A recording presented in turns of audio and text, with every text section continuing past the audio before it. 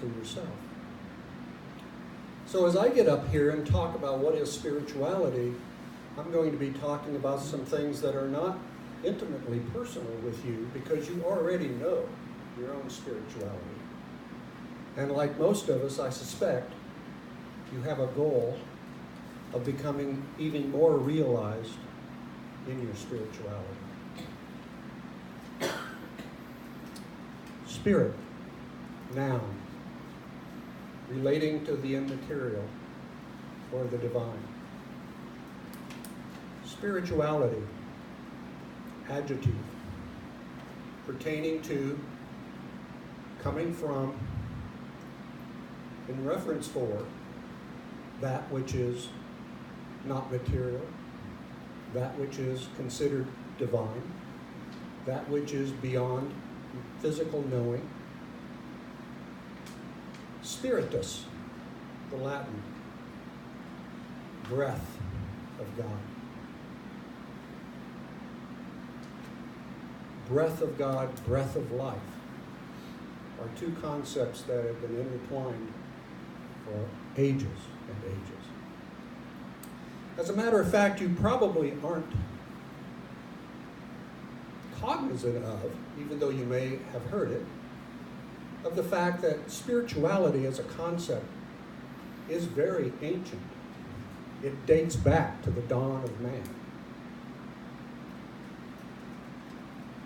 Man, as a hunter-gatherer, lived with such vicissitudes of life that he was constantly afraid, constantly feeling helpless because he was confronted with phenomena he could not explain, whether they were storms or fires or earthquakes, whether they were sickness or accident. Untold power in his life he could not understand. Or very early on, man tried and tried to understand the world he lived in and why his life was the way it was. You know, as a hunter-gatherer, day to day is uncertain. You may not eat today. You may not get a kill. You may not find those ripe berries. You may not be able to get to the greener pastures. I read someplace where tigers only eat once every 4 days because they don't get kills every time they hunt, which is kind of surprising given how big they are. So man went out of his way to try to understand the world he lived in. And it evolved into finding something that helped him feel like he had more control. It was nature worship in the beginning. Early man would worship rocks, especially rocks with holes in them. Big rocks. You might have seen some of these constructions around the earth that are just amazing, where huge monoliths of rocks are in alignment or in pattern or whatever. That's all part of that tradition. They revered trees. You might have heard that the Druids had groves of trees that they thought were holy, and that they would even have their rituals under. Rivers, all kinds of animals, dragons, bears, eagles. When Kim and I were in Peru, we were at Machu Picchu, and the Incas had a tripartite of animals that they used for symbolism: the condor, the cougar, and the snake. And if you are in Peru, you'll see these totems that are made of carved wood or stone, of the snake on the bottom, cougar in the middle, the top. Condor was spirit, cougar was the physical world, and the snake was the underworld of the dead. So eons and eons of trying to make ourselves as human beings feel more safe, more prosperous, more involved with what we had to do to survive.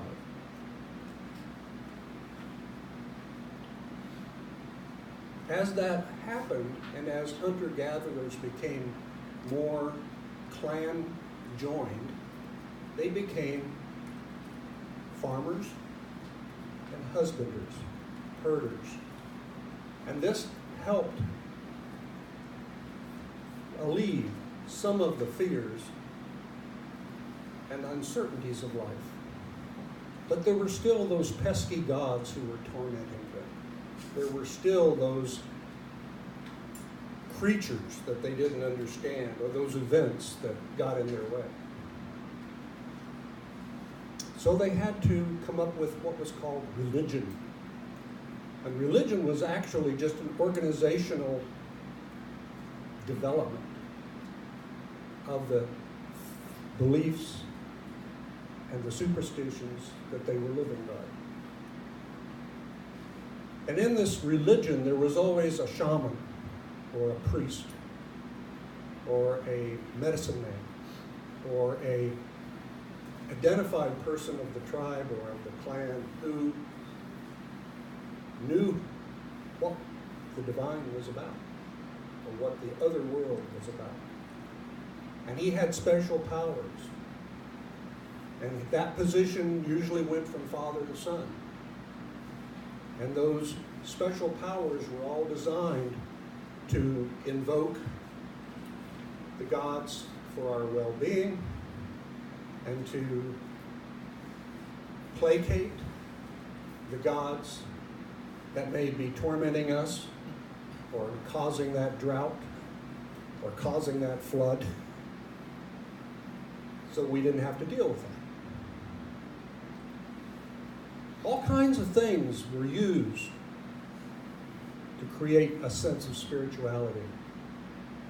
Totems, icons, rituals, prayers, sacrifices. Much of the early man sacrifices started out with killing other people, usually young maidens, because they were the most desirable. So you give the best to God. There was a problem with sacrifices.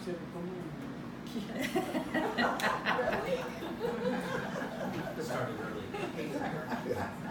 The problem with early human sacrifices, of course, is that if you're killing off the best and the youngest, you're really digging into the resources of the tribe or the clan to provide assistance for survival for the rest of you. So, instead of killing their own, they would capture others and sacrifice them. And again, in Peru, you'll see altars made of stone where they would kill people, sacrifice them. Also in Mexico, when we were at Chichen Itza, Chocmal, which is one of their gods, is demonstrated in form of a god lying on his back with a bowl on his stomach. And when they would sacrifice a human being, they would carry that heart up to the top of the pyramid and drop that in the bowl, and they would burn it as sacrifice. Whatever it took to get those pesky gods off our backs, to make sure that we were going to survive another year. But religion also took another direction. As people of tribes and clans joined together to do farming and herding and shepherding, they became a larger community. They needed something to bind them together, something that was theirs that they could identify with, something that would help them be unified, and that was religion. For example, the Egyptians when they began having their first communities of cities or villages, they began a religion that worshiped Horus. Horus was the hawk. You'll see in hieroglyphics, you'll see the design of the hawk head. That was one of the earliest forms of worship. But it was designed also to give the population a sense of identity, a sense of belonging, a sense of having something bigger than themselves that with which they could relate.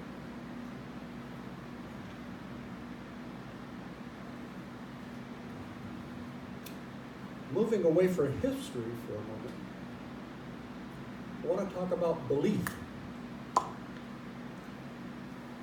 Belief is something, first of all, you really don't know anything about. It is something we all have. We have beliefs of all kinds, most of which came to us from other people, whether it was scripture, or from our parents, or from our neighbors, or from our ministers. They would be written down many times. And as a member of an organization or a civilization, you were told what to believe, and you did it to be part of the community. In fact, it's all hearsay. How many of your beliefs that you can think of did you come up with yourself independently, originally, through your own experience? Probably none. Probably none. And so beliefs become problematic because we've all had the experience of having a belief about something at this point, only to learn as we got wiser and older that no longer applied, that this was a better way of thinking, a better belief. In fact, all of us probably did not start out as unity people, but we ended up as unity people, or as we're moving now towards oneness people, because beliefs are limited by the conditions that brought them into existence and their usefulness to us.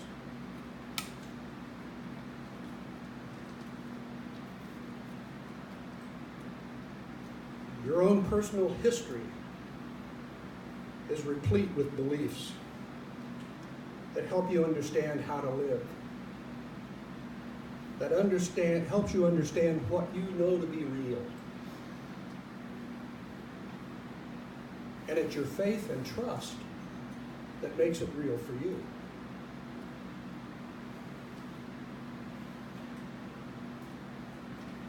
But not all beliefs are useful. And as we move towards the concept of oneness and universality, there are some beliefs that you may have, although I suspect most of us in this group have already dispensed with many of these, that get in the way of your moving towards oneness. The first of these is that there's no other living dimension besides the physical world. If you only believe what your perception, your senses, your intellect tell you, and you're a materialist in the sense that if I can't see it, if I can't hear it, if I can't smell it, it doesn't exist. Show me. I'm from Missouri. The problem is, God cannot be defined only through materialism, because God and spirit and spirituality go beyond our senses, beyond our intelligence, beyond our thoughts, as we believe. Externals are to blame for my condition in life. It wasn't my fault all that stuff happened to me. It's his fault, her fault, or the government's fault, or my teacher's fault, or my parents' fault. Yep. Works for me. But in unity, we have this second principle that our thoughts make our world. And in the Course in Miracles, they say your world of the externals is all illusion. I'm not sure I'd go on along with that 100%, but I can certainly understand how my perceptions can be an error. My interpretation of those perceptions can certainly be an error. And how my understanding of how my interpretations fit into reality can certainly be an error. So you've got error based on error based on error.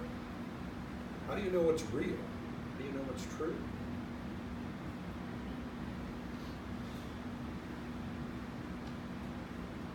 There is no separation, or there is separation between me and others. This is all based on the perception of form and function. This is all based on the fact that our perception of the material world has to do with form. If you look in a bucket of water, you don't see any drops. You see a bucket of water. There's no separation among drops. Drops only appear when the conditions are right for the appearance of the drop. Like rain, for example. But in a bucket of water, those drops aren't there anymore.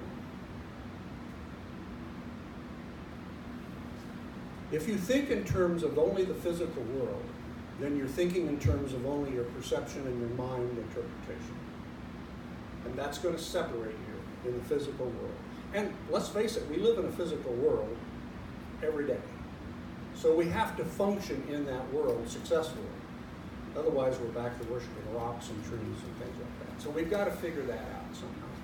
But we cannot allow that to simply be our world, because the divine is much more than that.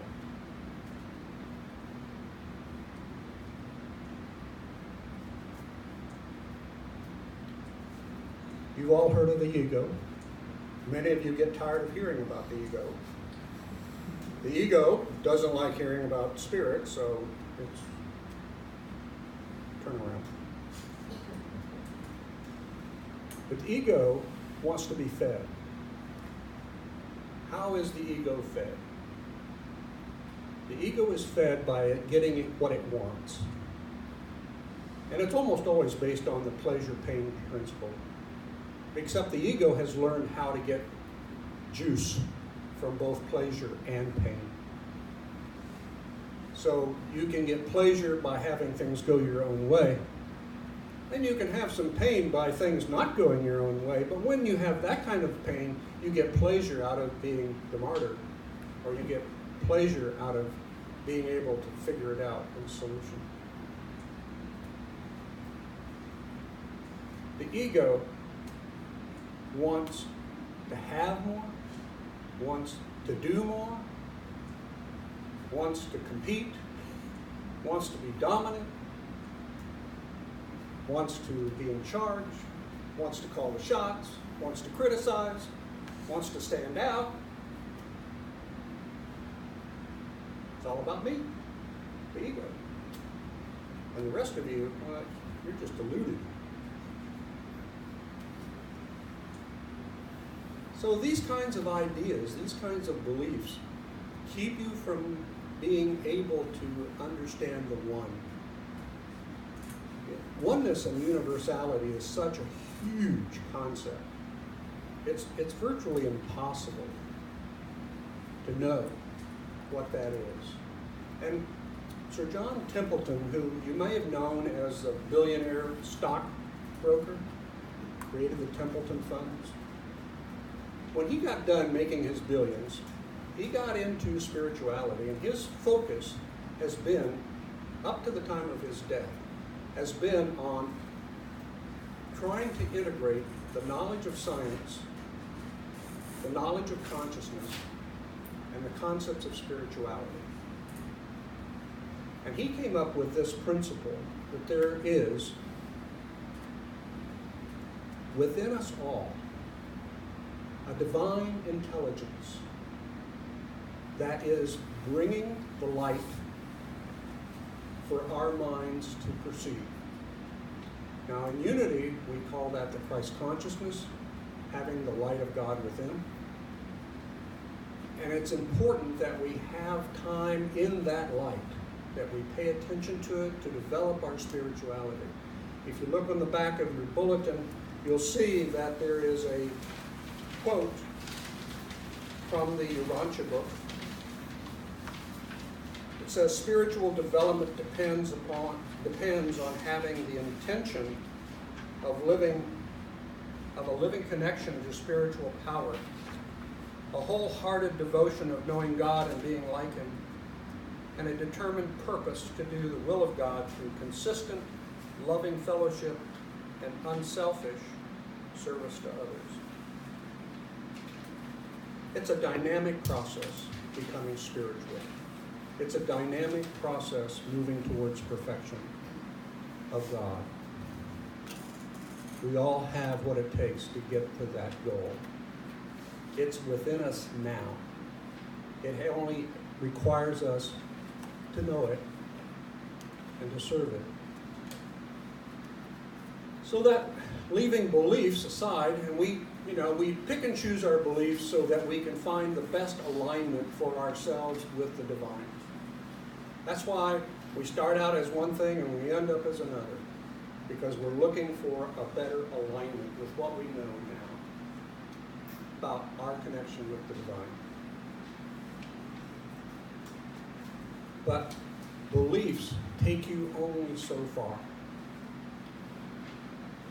To be able to go beyond your beliefs in your spiritual practice, you have to know. And knowing comes from personal experience.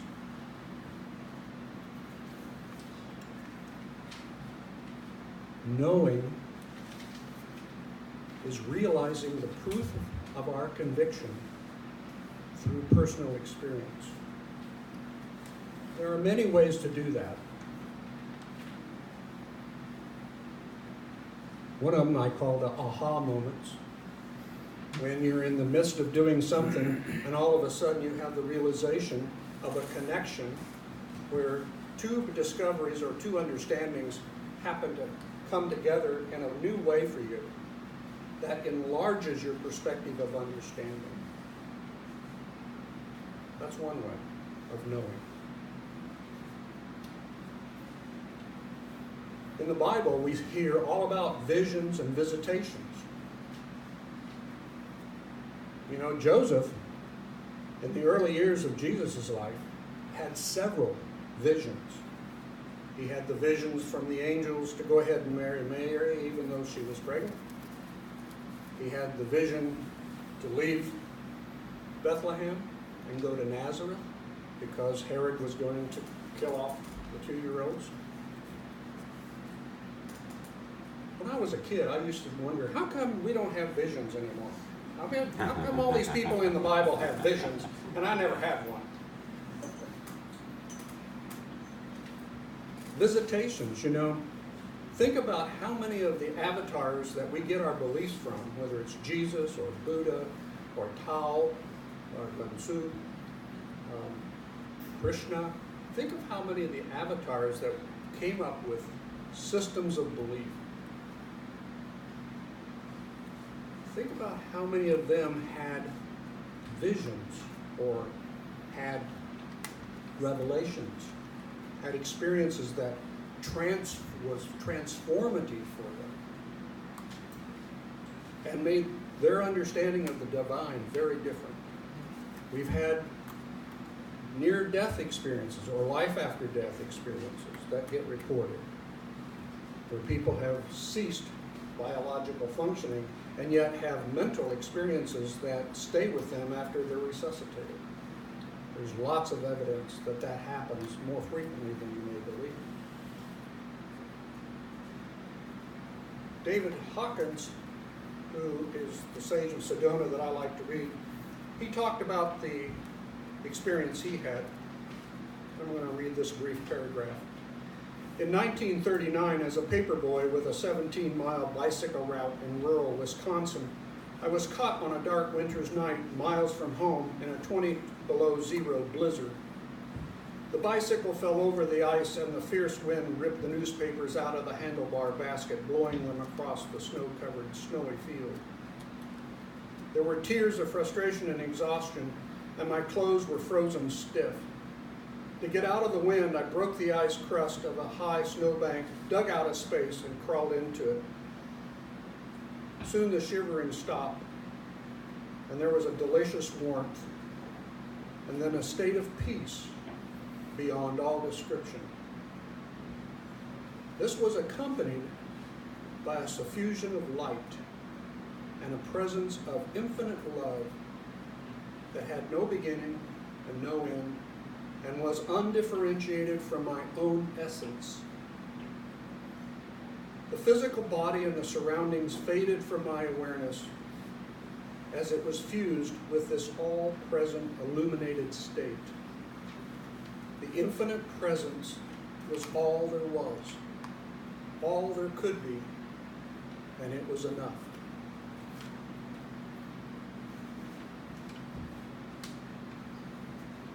My own personal experiences are not that remarkable, but I have learned that when I am able to release, get out of the way of my ego and release to Spirit, that Spirit takes care of me.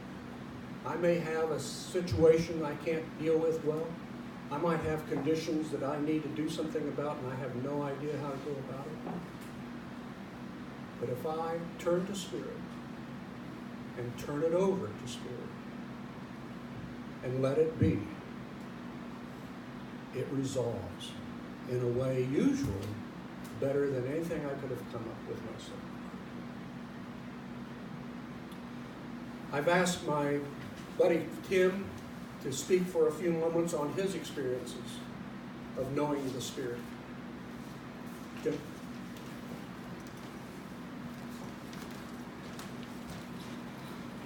I beg your indulgence, I'm actually going to read this. It happened,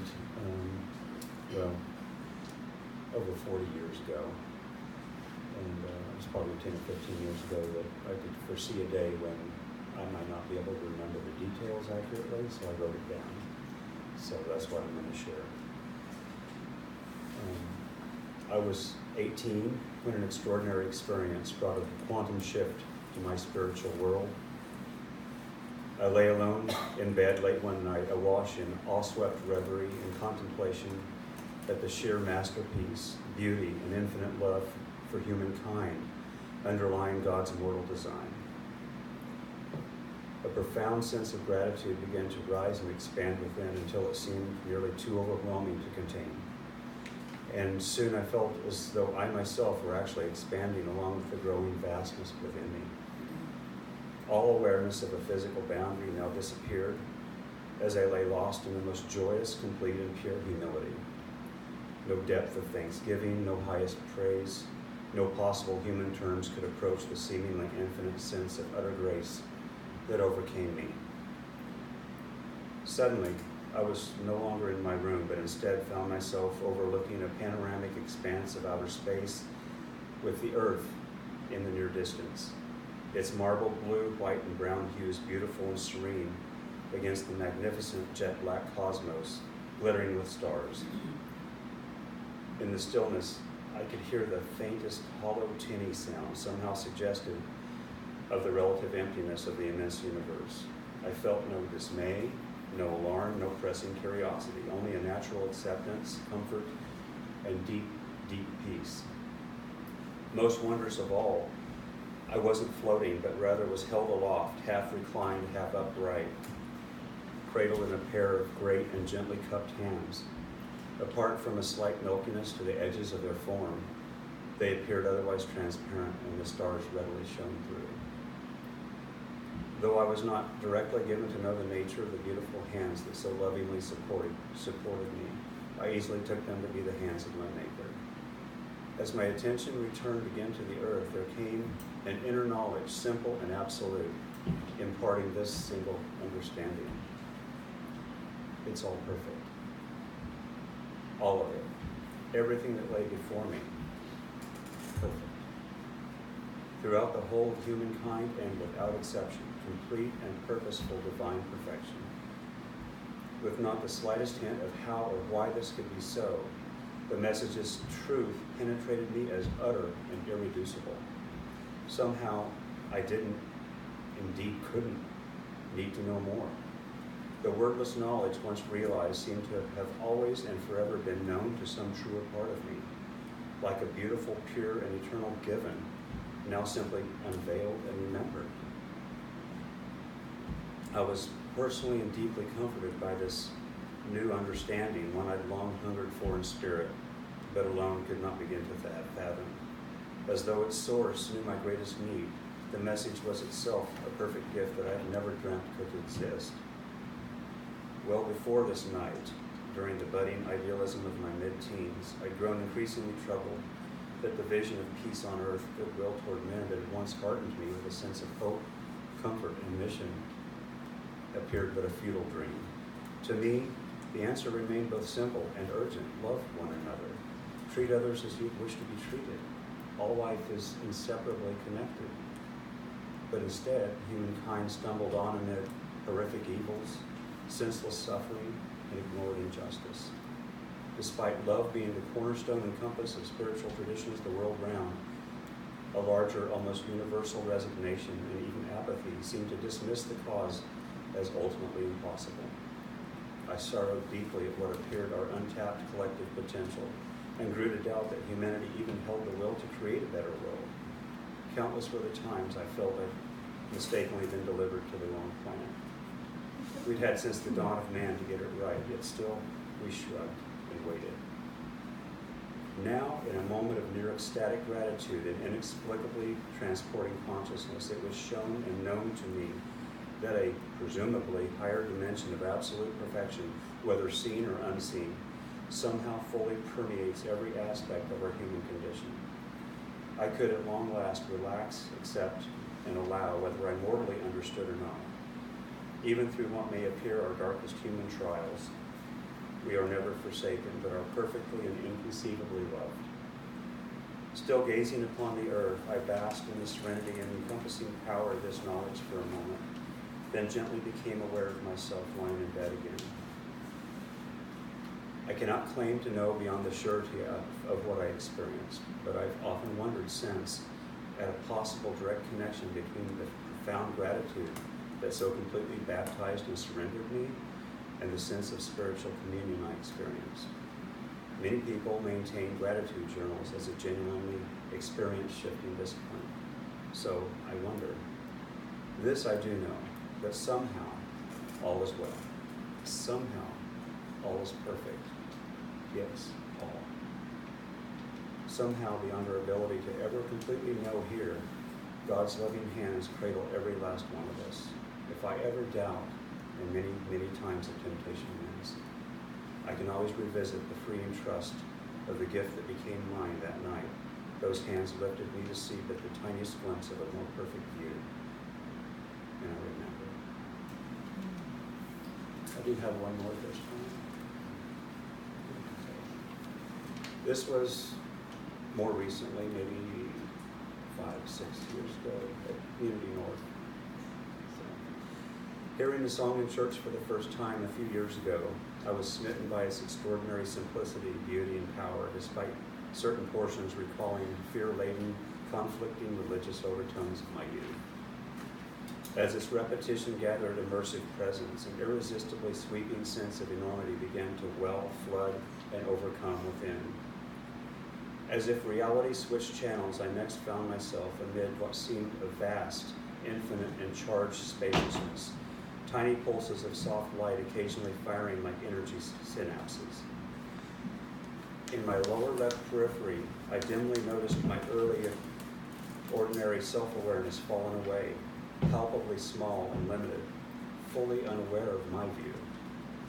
Compassion befell me at its oblivious, distracted focus, apparently unable or perhaps just unknowing to even look up.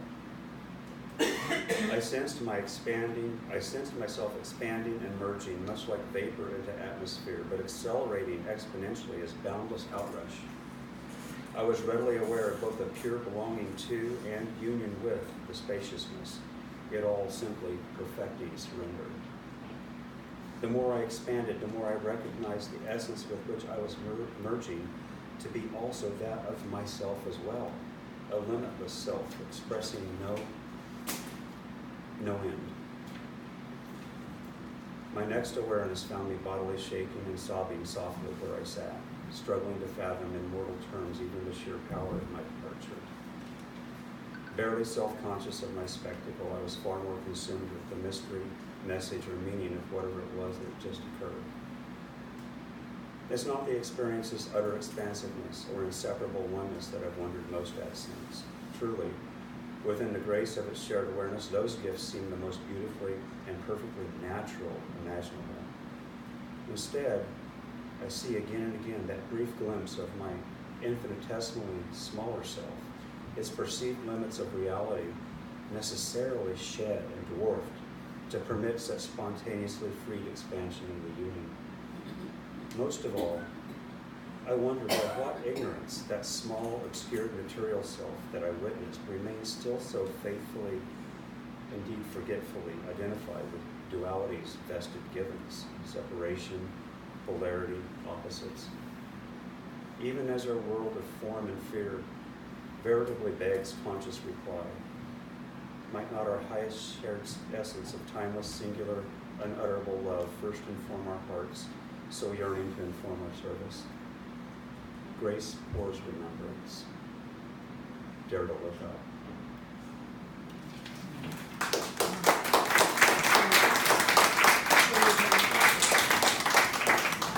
Thank you, Jim. What is spirituality?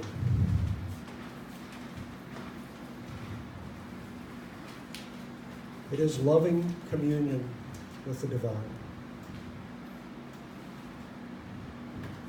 It is the bridge from our small ego self to the glory of God. So be it.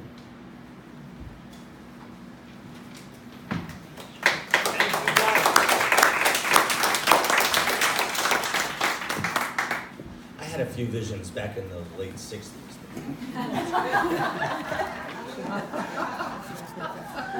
Not true, it's not. It's time for our offering and our offertory. Would you follow along with me as we say our prayer?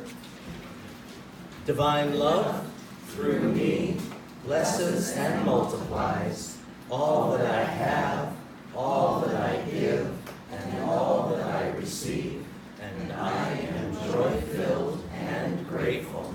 And we will pass, there's a basket right there. Give it John, thanks. Can you put it over there? Got it going, all right. Thank you. And hit it.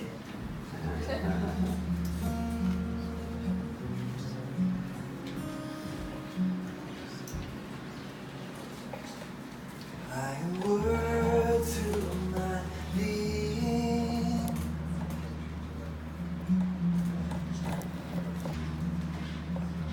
I am word to my body.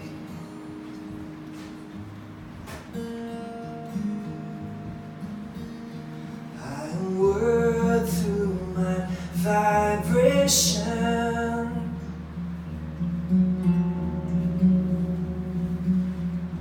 I am word. I am word. I am word.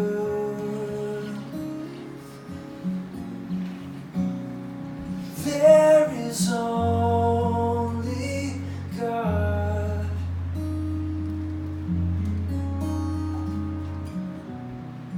There is no separation. Christ in me, the hope of glory, is awakening.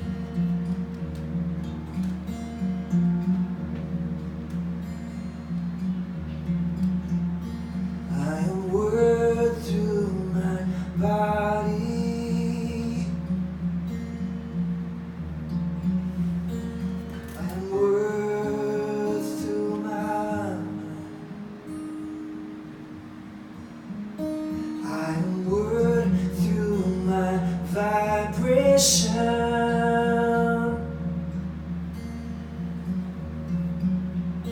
I am word.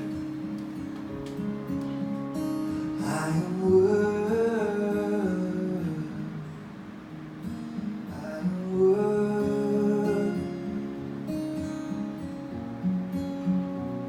For there is only God.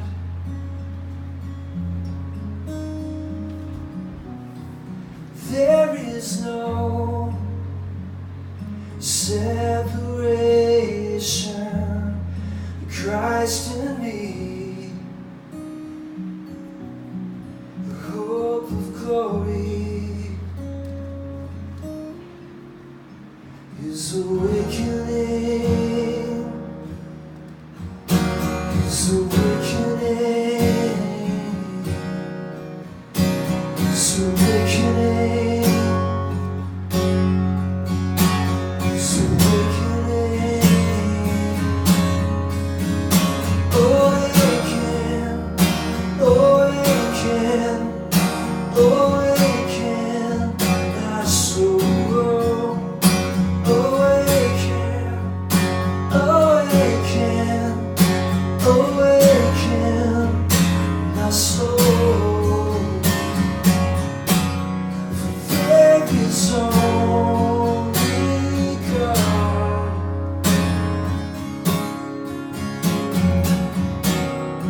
There is no separation. Christ in me, the hope of glory, is awakening, is awakening, is awakening.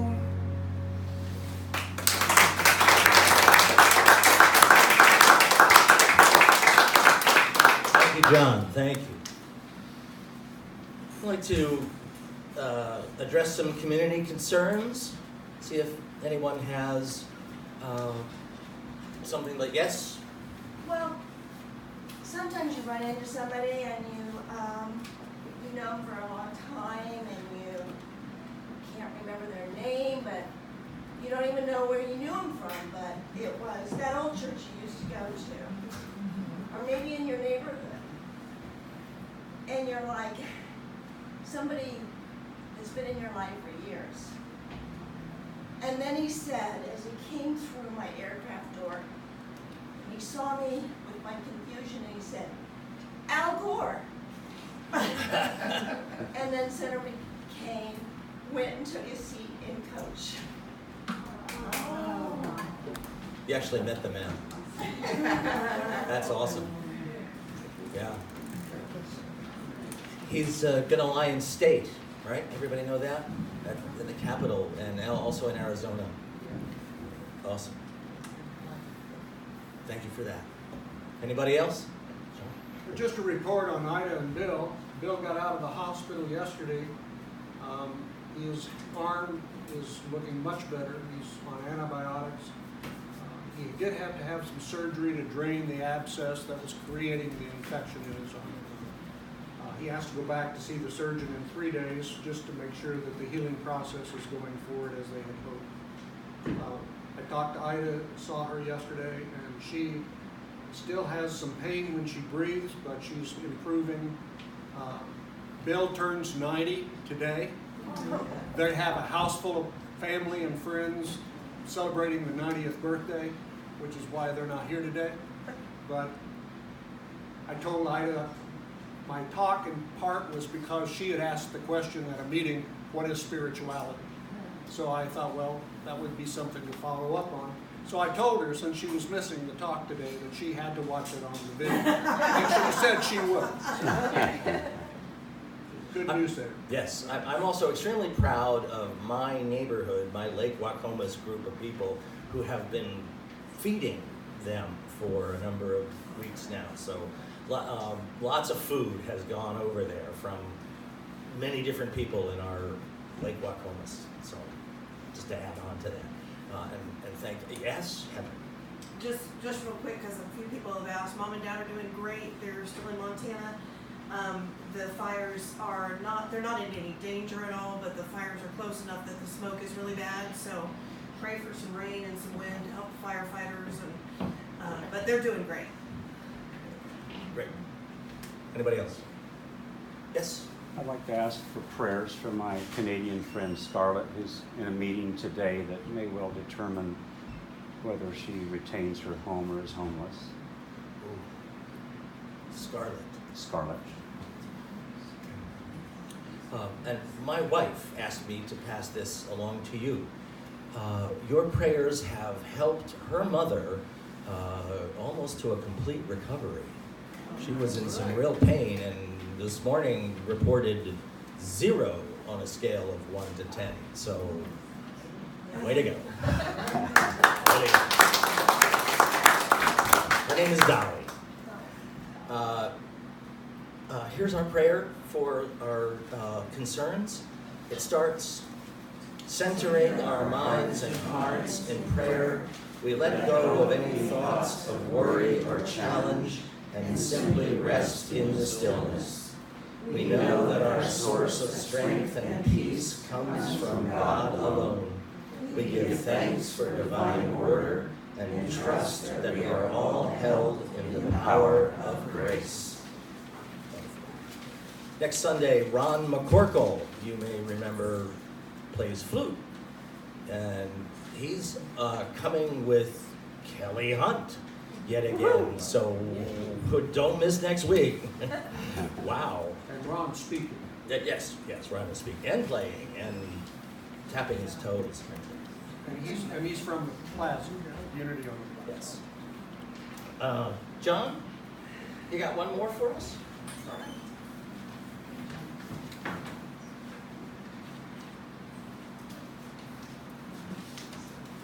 Well, thanks for having me, y'all.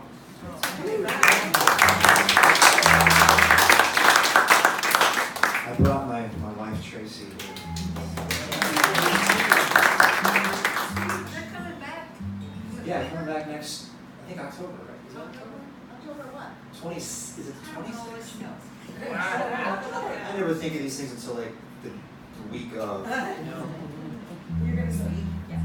Yeah. I wanted to give you something. I sat down, it's been a crazy 2 months, and I sat down, picked up the guitar last night, and I was just like, this song just kind of popped up on my screen. I was looking at different songs that I could do. This one came up, so I'm not going to do it, because, sometimes when you go with your gut, it actually pays off. Or when you go with spirit, it actually pays off. So, but I wanted to kind of give you with an encouragement that as we contemplate our spirituality, what that means to us, things that we need to shed and things that we need to maybe open ourselves up to, that as we walk through our lives, through our week, that as we share the love of God, the peace of God, that whether that is reciprocated back to us or not, by whoever we're showing that love to is irrelevant, because there's always the payoff, right? Love is never in vain when we give that, and when we don't seek a return, but do it just for the sake of love, you get a spiritual reward, and so that's what the song's about. It's called "It's Never for Nothing." You cry alone by the window over the love that you lost.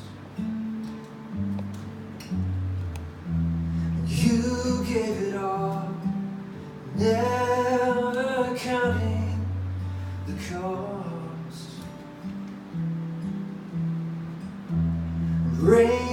tears beat on your pillow,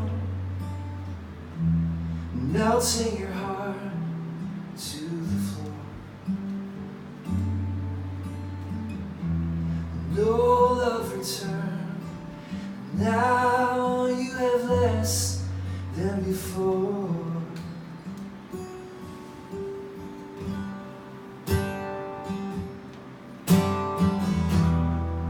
But it's never for nothing when you love with no return. It's never for nothing. You light your candle in the darkness, 'cause it's never for nothing. Your friends say you're the fool for loving with nothing to gain. But they can't see the reward that you claim. So hold on to the holy promise that says no labor of love is in vain. Precious tears are changed to jewels in the rain.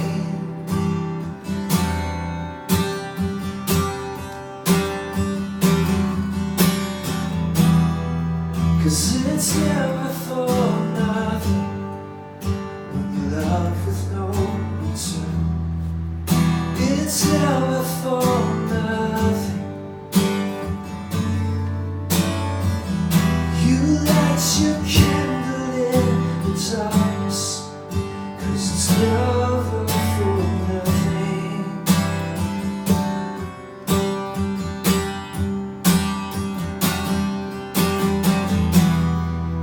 It's never for nothing when you love with no return. It's never for nothing. Oh, you light your candle in the darkness, 'cause it's never for nothing.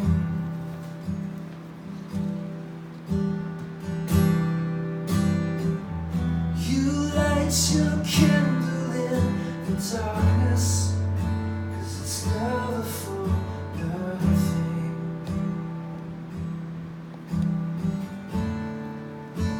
It's never for nothing.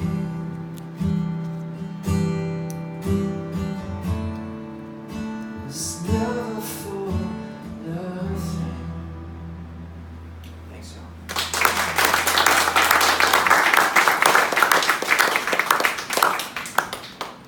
I started the opening prayer on the idea of love, and it seems like we got a lot of love today, both from the music of John and main presentation by Doug and Tim. This is the closing prayer. It's responsive, so if you feel so inclined, please repeat after me. Love above me. Love above me. Love below me. Love below me. Love in front of me. Love in front of me. Love in back of me. Love in back of me. Love on my right side. Love on my right side. Love on my left side. Love on my left side. Love inside of me. Love inside of me. Love in my heart. Love in my heart.